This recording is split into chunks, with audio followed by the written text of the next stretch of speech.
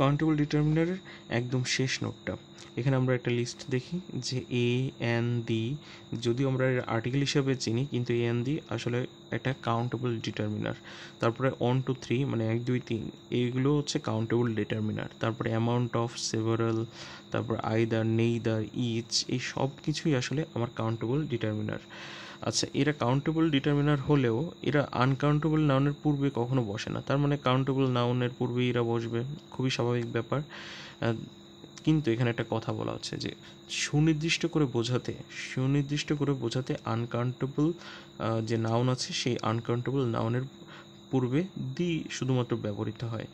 যেমন আমার ইনফরমেশন একটা আনকাউন্টেবল নাউন, আমরা একটু পরেই আনকাউন্টেবল ডিটারমিনার যখন পড়তে যাব তখন এটা সম্পর্কে জানবো। ইনফরমেশন একটা আনকাউন্টেবল নাউন, তো আনকাউন্টেবল নাউনের পূর্বে কখনো এ বা এন কিছুই বসে না।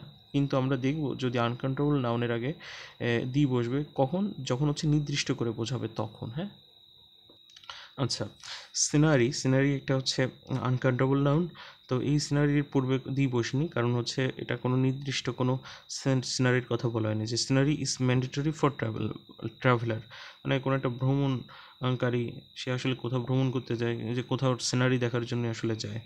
তো আরেকটা আমরা এক্সাম্পল দেখি যে এখানে বোঝাচ্ছে the scenery of Rangamati is charming, মানে রাঙ্গামাটির যে দৃশ্যপট বা হচ্ছে দৃশ্য, হ্যাঁ, ওটা খুবই মনোমুগ্ধকর।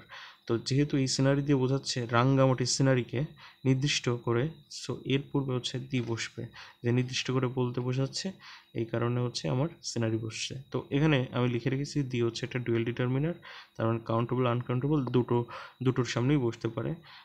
তো আমরা এটা আসলে আলোচনা করছি হচ্ছে কাউন্টেবল ডিটারমিনার হিসাবেই। আচ্ছা, আরও কিছু এক্সাম্পল আছে আমরা দেখি, যেখানে হচ্ছে